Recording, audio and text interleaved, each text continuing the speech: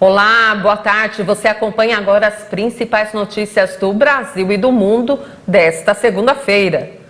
A fila de espera do Auxílio Brasil alcançou 764.798 famílias em maio, 6 meses após a implementação do programa de transferência de renda que substituiu o Bolsa Família.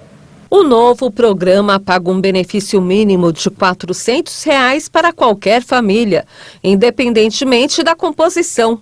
No entendimento do governo, a ampliação promovida pelo Auxílio Brasil atende à decisão do Supremo Tribunal Federal de pagamento de um benefício como renda mínima para a população que se encontra em situação de extrema pobreza.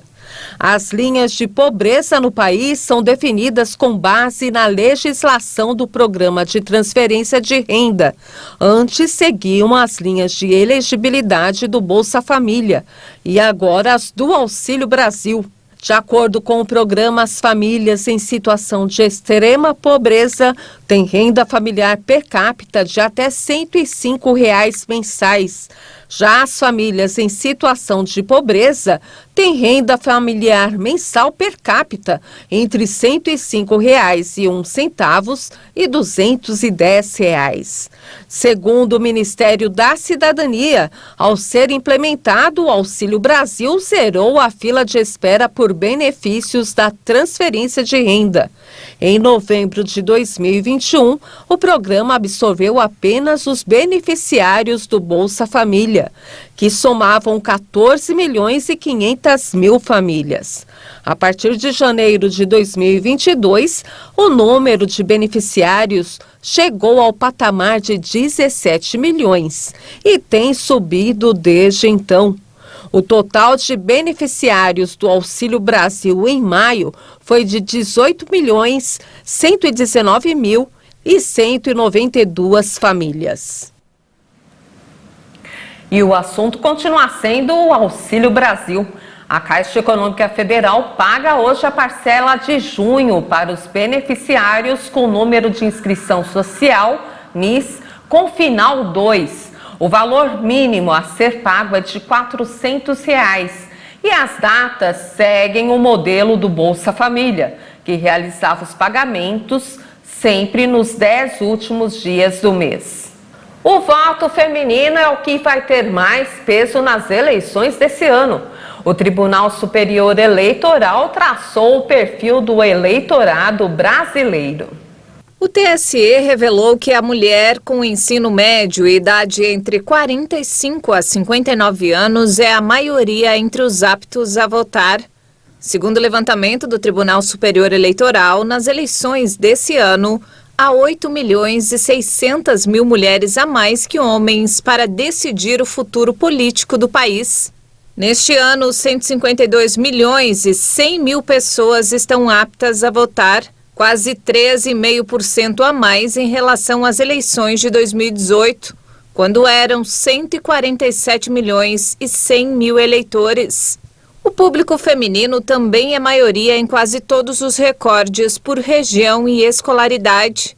Quando se trata do nível de instrução, as mulheres são a maioria entre os eleitores de nível superior completo.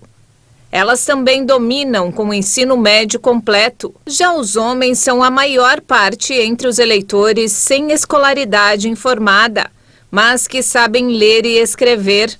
Para as eleições de 2022, mais de 5.600.000 pessoas se declararam analfabetos, o correspondente a 3,7% dos eleitores. 1,5 milhão de pessoas a menos do que o registrado nas eleições de 2018, quando 6,5 milhões disseram à Justiça Eleitoral que não sabiam ler nem escrever.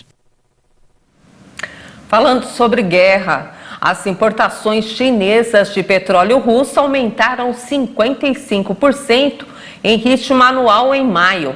Na semana passada, o presidente do país, Xi Jinping, garantiu apoio a Moscou em questões de segurança e soberania.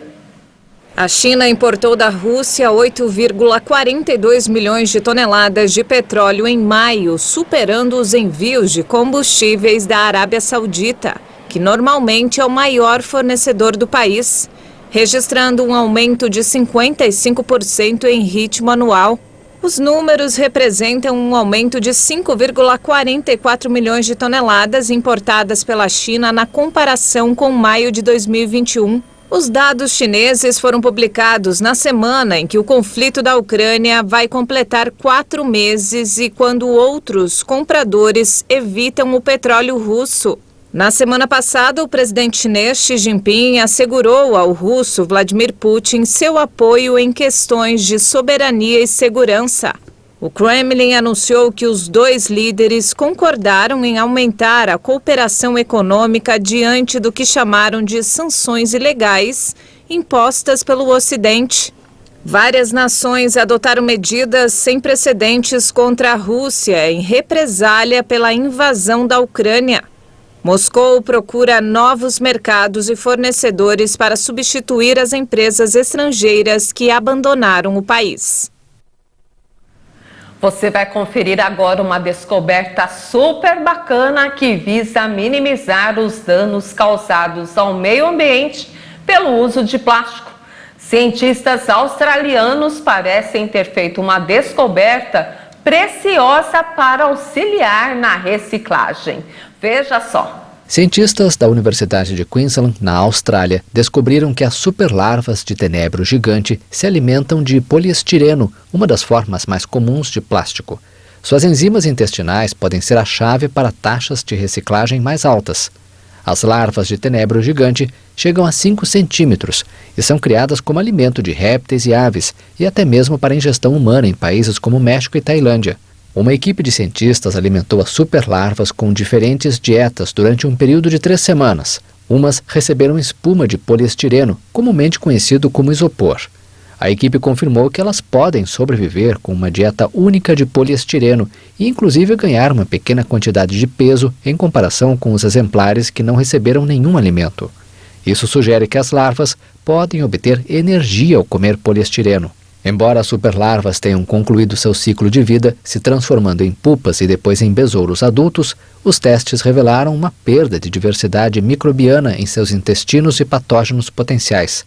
Essas descobertas sugerem que, apesar de conseguirem sobreviver com poliestireno, esta não é uma dieta nutritiva e afeta a sua saúde.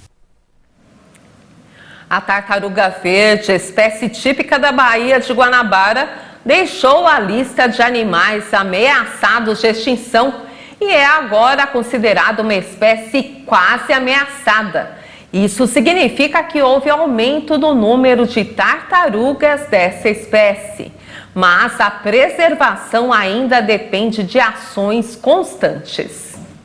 Essa notícia dá fôlego à luta pela preservação dessas espécies importantes para a biodiversidade na água e na terra. Além das tartarugas verdes, 4 das 5 espécies de tartarugas marinhas encontradas na costa do Brasil tiveram melhora no índice de conservação na lista oficial das espécies brasileiras ameaçadas de extinção do Ministério do Meio Ambiente. Por outro lado, outras 219 novas espécies e subespécies da fauna brasileira entraram na relação, indicando que estão de alguma forma ameaçadas. Agora, mais de 1.200 animais sofrem risco de extinção no país, segundo o levantamento.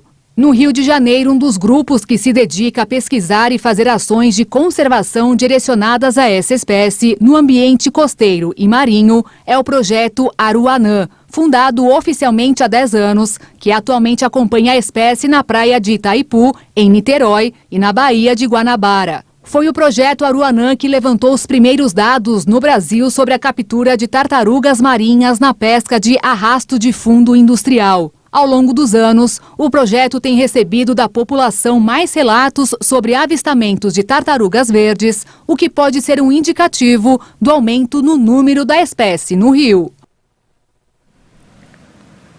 E essa edição fica por aqui. Você acompanha outras informações às 17 horas com Maria Alice Dias. Obrigada pela companhia e uma boa tarde para você.